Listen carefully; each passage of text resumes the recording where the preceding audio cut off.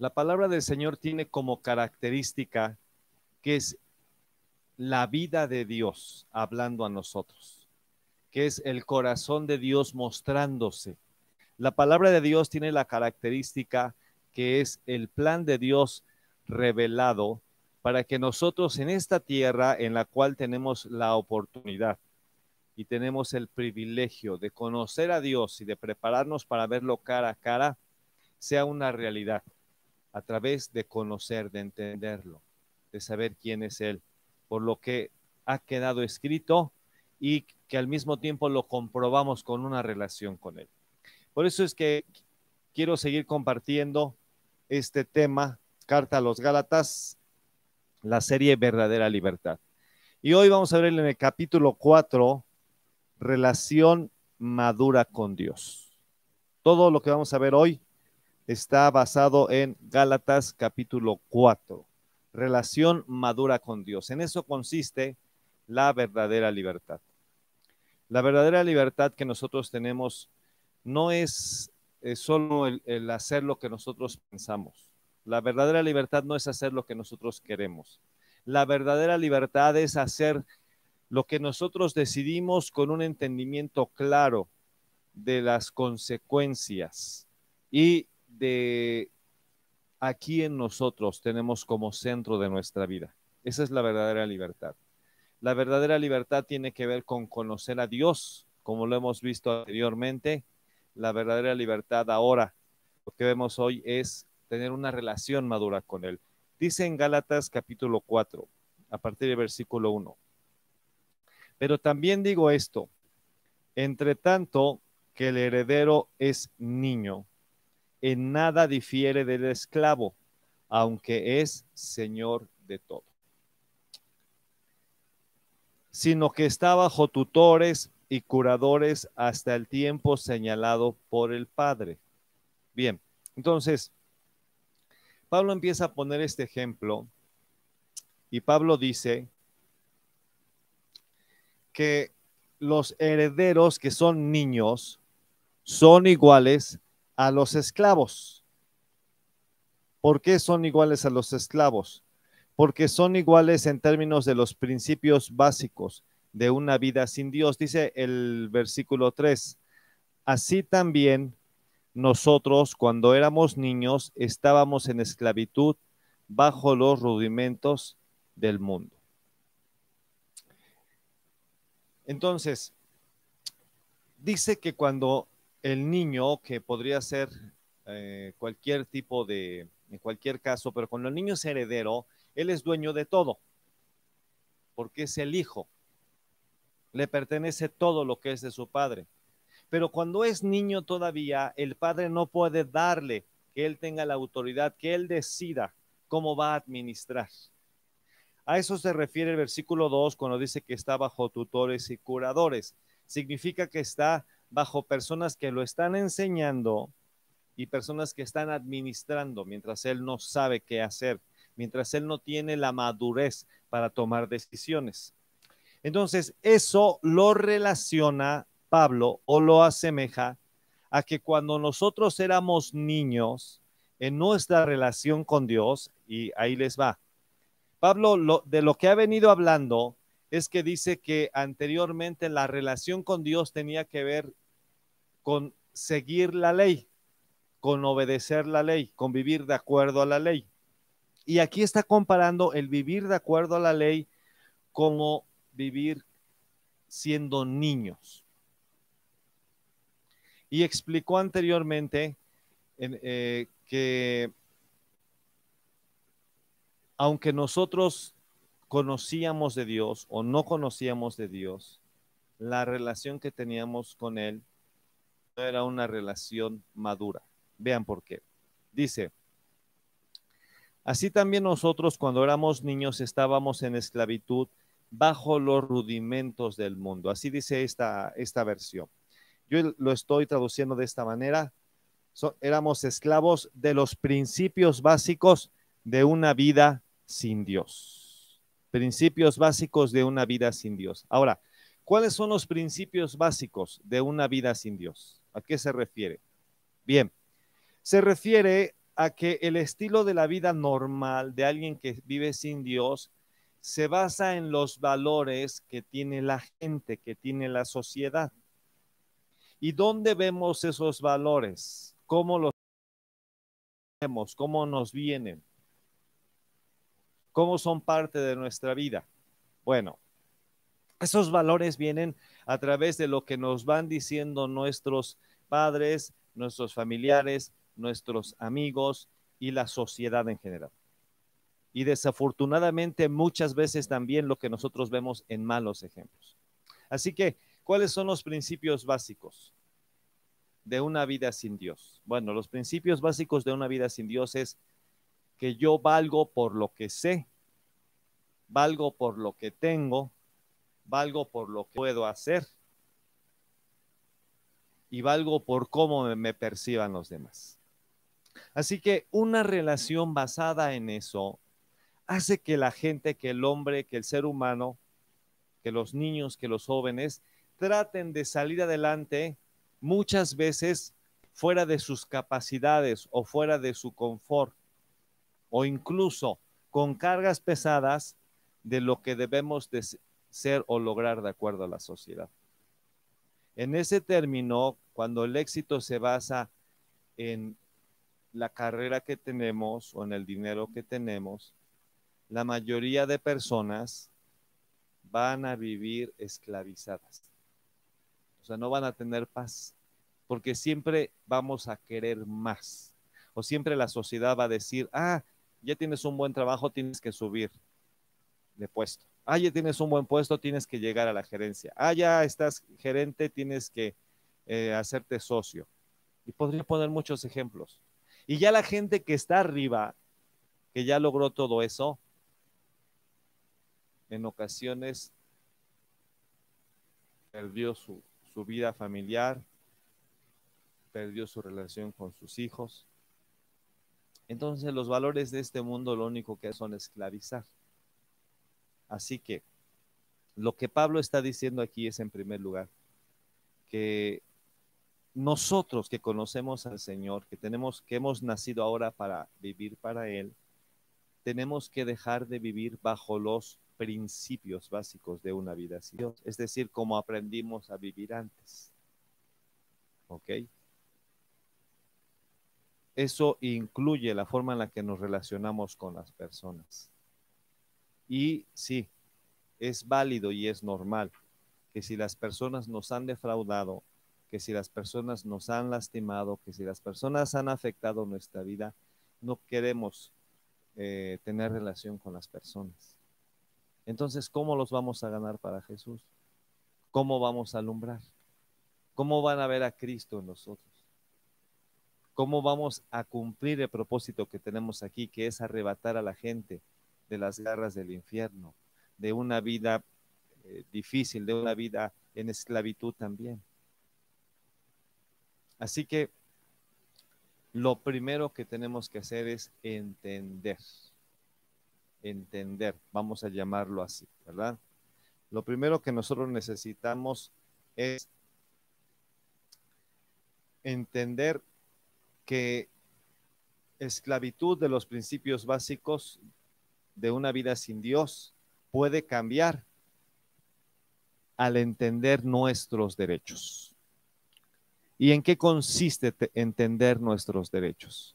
Bueno, ahí les va. Cuando un creyente no entiende sus derechos, entonces depende de las cosas que está viviendo, de las circunstancias que le están rodeando. Y cuando depende de eso, cuando las cosas estén bien, va a sentirse libre, va a sentirse agradecido. Cuando las cosas estén mal, va a vivir desesperado o cansado o triste o derrotado. Entender cuáles son nuestros derechos implica que nosotros vamos a confiar que Dios puede cambiar las cosas, que Dios está con nosotros. Ese es un derecho que yo tengo. Puedo hablar con Dios, ese es otro derecho que yo tengo. Puedo interceder por otros, para que Dios obre en sus vidas. Ese es un derecho que tengo. Y cuando yo entiendo mis derechos, entonces yo los tomo, yo actúo de una forma diferente. Ahora, ¿cómo se logró esto? Dice en Gálatas 4:4. Pero cuando vino el cumplimiento del tiempo, Dios envió a su Hijo, nacido de mujer y nacido bajo la ley, para que redimiese a los que estaban bajo la ley, a fin de que recibiésemos la adopción de hijos. Bien, entonces, en esta parte de la escritura empieza con un pero, ¿sí? Cuando nosotros éramos niños, versículo 3, estábamos en esclavitud, porque no podíamos vivir diferente a los principios de este mundo. No podíamos vivir sin, sin temor, no podíamos vivir sin ira, no podíamos vivir sin amargura, no podíamos vivir sin todas esas cosas que son parte de una vida sin Dios. Pero cuando se cumplió el tiempo, Dios envió a Jesús, ¿sí? ¿Y qué fue lo que hizo Jesús? Jesús se hizo hombre. Dice que lo envió nacido de mujer y nacido bajo la ley. Entonces, él vivió como hombre bajo la ley para hacernos libres de la ley, para que fuéramos adoptados como hijos maduros y herederos. Dice el versículo 6.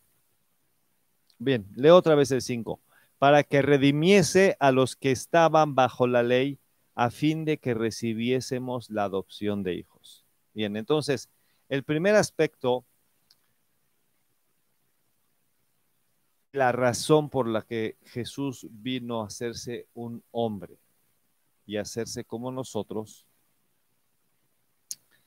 y además vivió la ley. Recuerden, Pablo está hablando que vivir bajo la ley es como vivir como un niño. Ahora les voy a comentar por qué. Fíjense, sobre todo si se acuestan tarde los niños, no les va a ser fácil levantarse. Y si son niños como tales,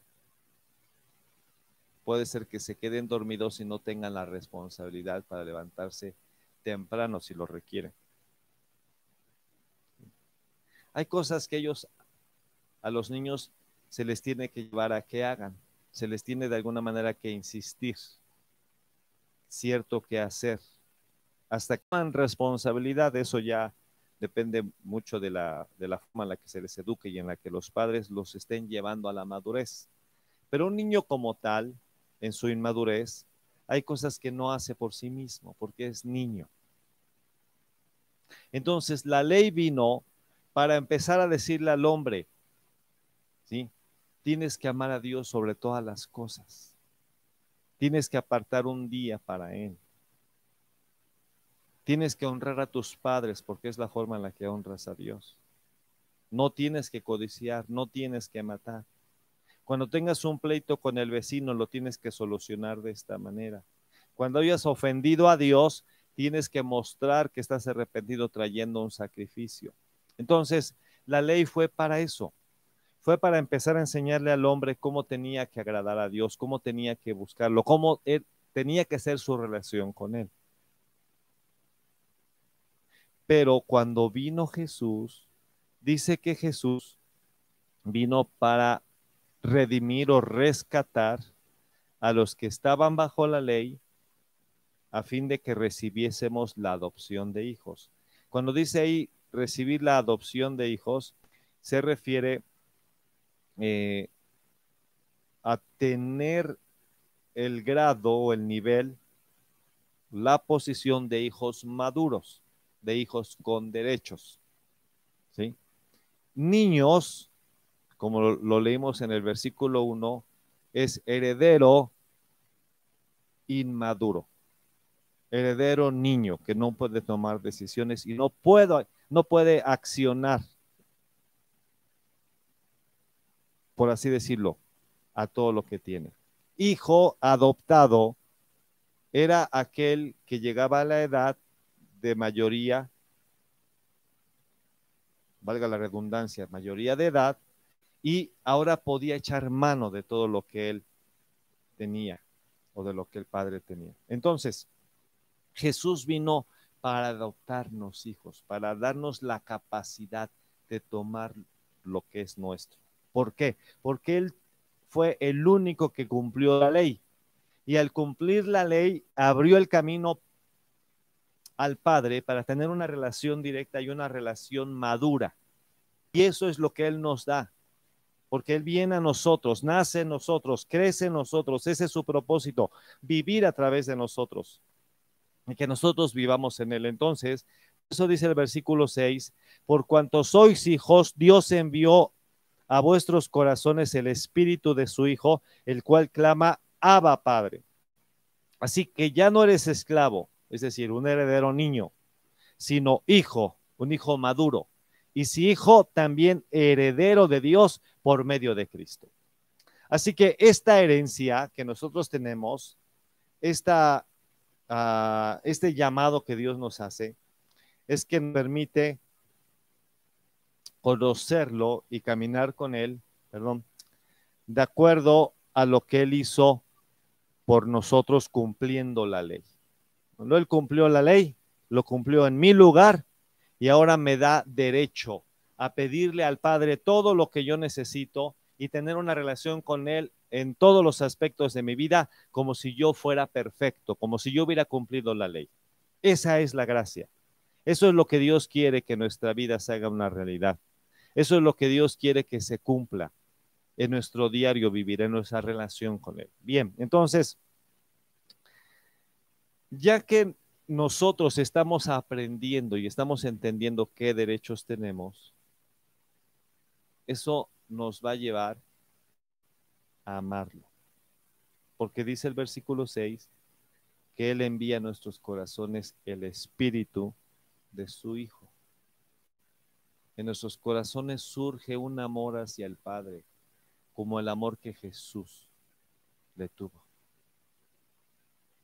Porque empezamos a entender que no merecíamos nada, que no éramos nada, que si tenía el mundo razón o no tenía razón, nos sentíamos como sin valor. Y Él viene y nos dice, oye, tú te has sentido sin valor, pero para mí vales la sangre de mi Hijo. Yo lo di a Él para que tú estuvieras conmigo, para que yo te pudiera abrazar. Así que tu valor no depende de todo lo que has pensado y de lo que te han dicho. Tu valor es mi Hijo Jesús. Y cuando todo eso empieza a venir a nuestro corazón, empezamos a entenderlo. Viene el Espíritu a nuestro corazón y clamamos Abba, Padre. Ahora, este clamor de Abba, Padre se empieza a volver una acción continua, una acción permanente.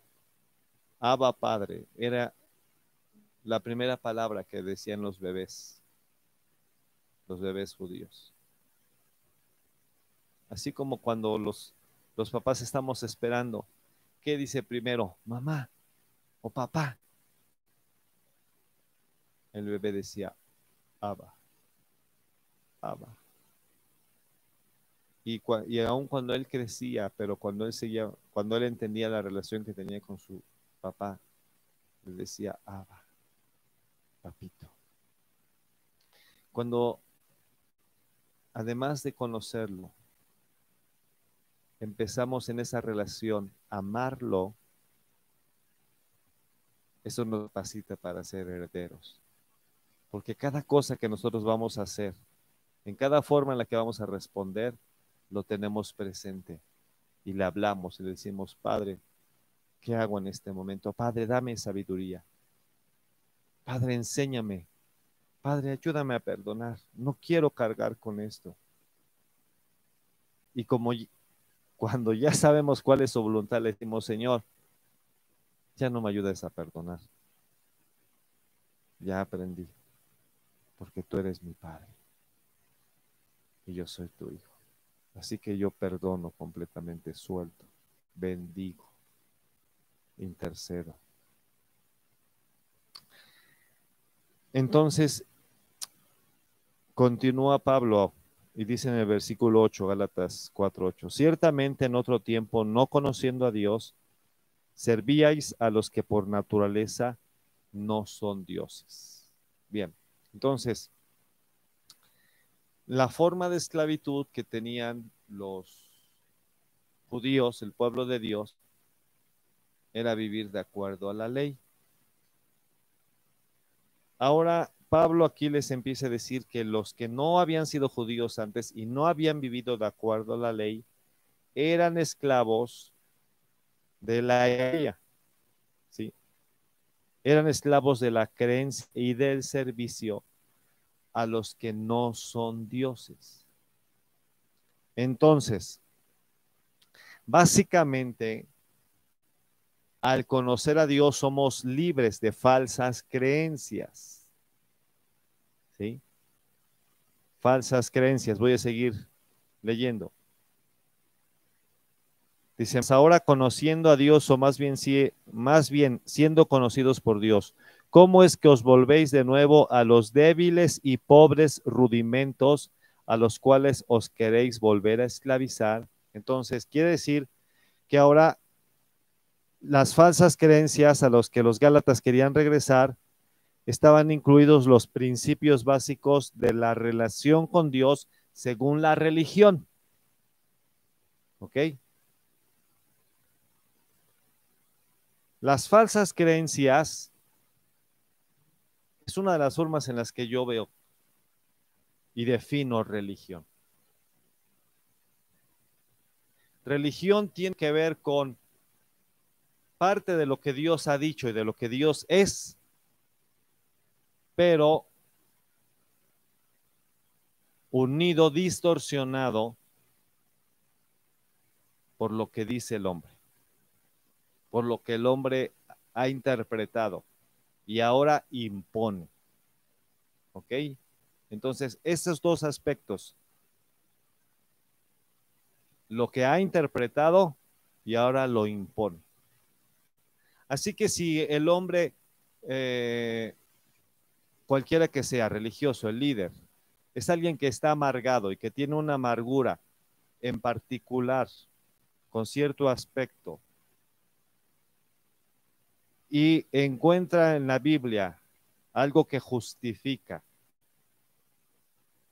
que menosprecia a sus hijos, impone que así se deben de tratar a los hijos, esa es religión. Y eso esclaviza. Y Pablo lo que dice es, miren, ustedes ya fueron libres de falsas creencias. Por ejemplo, cuando yo les fui a predicar y ustedes vieron el milagro que Dios hizo a través de mí, que fue levantado un paralítico, ustedes querían ofrecerme sacrificios a mí.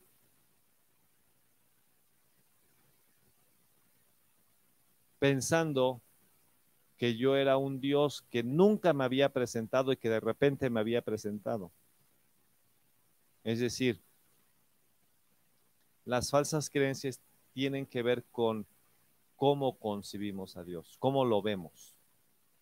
Y esa forma de ver que Dios está enojado, que Dios es un Dios castigador, que Dios es un Dios que solo lo vemos cuando vamos a la reunión, ahí sí me está viendo Dios, pero cuando ya estoy en mi vida diaria, cuando estoy ahí a la hora de tomar decisiones, a la hora de cuidar lo que hablo, a la de cuidar cómo trato a los demás, ahí no está Dios, yo hago lo que quiero. Esas son las falsas creencias. Esa es una relación inmadura con Dios. Una relación religiosa es una relación inmadura con Dios. Y en ella no hay libertad. Luego entonces, lo que Pablo aquí les dice, y expresa que es a lo que ellos quieren volver. Básicamente es esto. Él les dice, mire, ustedes fueron libres de falsas creencias y creyeron en la gracia de Dios, en las buenas noticias. Evangelio significa buenas noticias. En las buenas noticias de que Jesús, al dar su vida por ustedes, ustedes son salvos y son hijos de Dios. Pero ahora ustedes quieren empezar a hacer lo que antes se hacía bajo la ley. Y lo que antes se hacía bajo la ley tenía que ver con esto. Dice, los débiles y pobres rudimentos a los cuales os queréis volver a esclavizar. Guardáis los días, los meses, los tiempos y los años. Es decir, esto era lo que se hacía de acuerdo a la ley. Se guardaban los días. ¿Qué días? El día sábado. Se guardaban los meses. ¿Qué mes o qué día del mes? La nueva luna. Cada vez que había nueva luna, había una celebración. Cuando dice ahí los tiempos, se refiere a las fiestas que había. Entonces, esas fiestas judías eran los días en los que con todo su corazón y todas sus fuerzas alababan a Dios. Pero ya cuando pasaban las fiestas, volvían a la rutina o volvían a vivir la vida sin considerar, sin adorar a Dios. Entonces dice, ustedes quieren hacer las cosas que hacen los judíos, pero no se dan cuenta que la relación con Dios va más allá, que todo eso es válido y sigue vigente para el pueblo de Israel. Ellos de alguna manera van a seguir o a concluir el plan de Dios va a concluir con ellos en años venideros. Pero ahorita estamos en el tiempo de la gracia.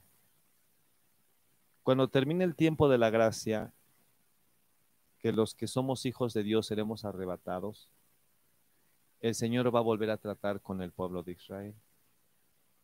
Y Dios va a permitir que se reconstruya el templo, que empiecen a ofrecer sacrificios, pero también va a permitir que el anticristo vaya y se quintara ahí como si fuera Dios.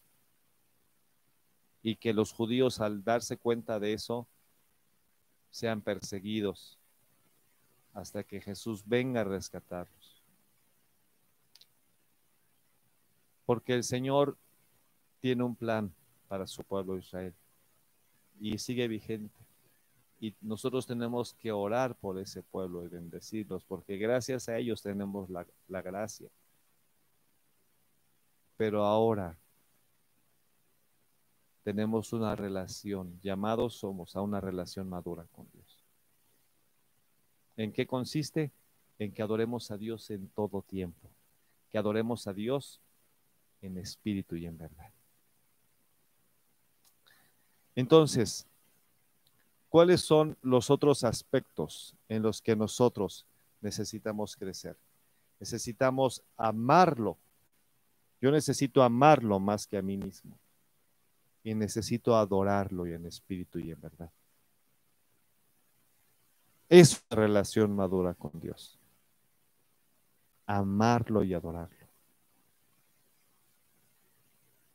Vean, aquí ya no estoy hablando de un amor por conveniencia. Ese es un amor inmaduro. ¿Sí? ¿Y a qué me refiero con un amor por conveniencia? A que cuando todo va bien, gracias Señor, te amo, te alabo. A cuando vemos respuestas de Dios, ay, ahora sí Dios me respondió. Esa es una relación inmadura, amados. Una relación madura con Dios es bendeciré a mi Dios en todo tiempo.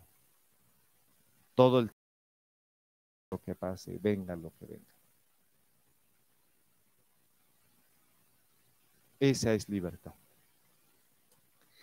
Ahora, en la última parte de este capítulo, dice, leo versículos 15 en adelante. Bueno, leo el 15, después el 19. Dice, ¿dónde pues está esa satisfacción que experimentabais? Pues os doy testimonio de que si hubieras podido, os hubiera sacado vuestros propios ojos para dármelos. Me he hecho pues vuestro enemigo por deciros la verdad. Entonces Pablo dice, ustedes recuerdan que cuando yo les vine a predicar, yo estaba pasando una prueba, una enfermedad, al parecer un problema en los ojos. Por eso dice, pero ustedes llegaron a amarme tanto que si hubiera sido posible que me dieran sus ojos, lo hubieran hecho. ¿Dónde está esa alegría de tener esa relación conmigo, de amarme, de quererme, de respetarme? ¿Dónde está? Dice, porque les he dicho la verdad, ahora me toman como enemigo. Vean la respuesta de Pablo, versículo 19. Hijitos míos, por quienes vuelvo a sufrir dolores de parto hasta que Cristo sea formado en vosotros. Hijitos míos, por quienes vuelvo a sufrir dolores de parto hasta que Cristo sea formado en vosotros. Así que aquí hay dos aspectos de una relación madura. ¿Sí? Número uno, tiene que ver con el hecho de que Cristo sea formado. Cuando Cristo se está formando en nosotros, significa que hay una relación con Dios. ¿Sí? Hasta cierto punto, cabe lo que dice, dime con quién andas y te diré quién eres. Hasta cierto punto. Es decir, no es posible andar con Dios, hablar con Él, adorarlo, sin que seamos transformados. No es posible. Y en otro sentido, no podemos ser transformados si no tenemos una relación con Él. En nuestras fuerzas no podemos. No podemos tener una relación madura con Él si no hay una búsqueda de ser como Jesús, de que Cristo se forme en nosotros. Y que se forme en nosotros, eh, en base a lo que dice Pablo, ¿sí? Era una oración, era una intercesión, era un clamor. Esta es la forma, esta es la opción que tenemos para ser libres de las cargas de la situación de otras personas. Es decir, Pablo les habla directamente, les habla claramente. De hecho, dice el versículo 10,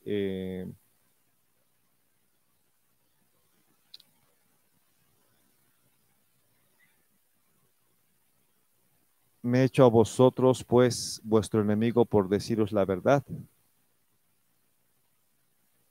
Pero 20. Quisiera estar con vosotros ahora y cambiar de tono, pues estoy perplejo en cuanto a vosotros. Entonces, una relación madura con Dios tiene que ver con una correcta relación con las personas, aun si ellas están fallando, aun si ellas no quieren una relación con Dios. Mi relación correcta con Dios va a ser que yo interceda por ellos y que yo descanse en el hecho de que Dios va a trabajar en sus vidas. Eso también es libertad. Así que, ¿cuál es la forma? La relación madura con Dios es vivir como Jesús. Vivir como Jesús. Bien. Relación madura con Dios que nos da libertad es aprender, amarlo, adorarlo e imitarlo. Si nosotros empezamos y continuamos en esta senda de aprender cada día, de amarlo, de adorarlo y de imitarlo, nuestra vida será una vida libre. ¿Sí? ¿Libre de qué? libre de errores en cuanto a nuestra relación con Él, porque entenderemos cómo es Él. Libre de esa soledad que de vez en cuando se asoma, que de vez en cuando quiere venir. Amarlo, amarlo nos va a hacer libres de cualquier tipo de soledad. Sí podemos pasar tristeza, sí podemos pasar incertidumbre, temor, pero cuando lo amamos y cuando lo adoramos, lo ponemos sobre todo ello. Eso es adorarlo, es ponerlo sobre todas las cosas, sobre todos los asuntos. Y entonces imitarlo ya no es tan lejano, imitarlo ya no es ajeno, imitarlo es parte de lo que Dios diseñó y de lo que nosotros decidimos hacerlo. Sed pues imitadores de nuestro Padre. Así que celebremos nuestra libertad en México y celebremos nuestra libertad en Cristo, teniendo una relación madura con Dios y una relación madura con los demás, amándoles también. Que Dios les bendiga.